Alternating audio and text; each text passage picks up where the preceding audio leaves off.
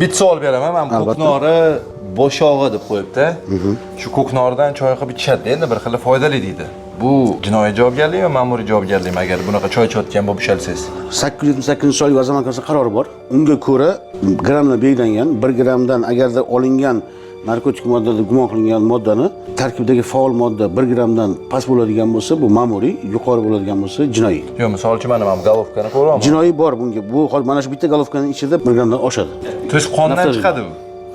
Yo'q, yaxshi savol berdingiz, lekin iste'mol qilganingizda qarang. Iste'mol qilganingizda sizda 3 kun ishlatib ketishi mumkin. Lekin mana inson soch terisini tuzilishi. Inson organizmiga narkotik modda so'rilganda jigar, pochka uni yuvib tozalaydi, ichaklardan, qonlardan tozalab chiqib ketadi. Lekin unda 10-kundan boshlab sochida paydo bo'lish boshlaydi va bu 60 kungacha turadi. Ya'ni siz narkotik moddani iste'mol qilgan shaxs o'ylaydiki, men 3 kunda yuvib yubordim, chiqib ketdi deb o'ylaydi. Yo'q, uni sochida 13 kundan boshlab 60 kungacha turadi. Qaysi turdagi narkotik modda iste'mol qilganlik chiqadi.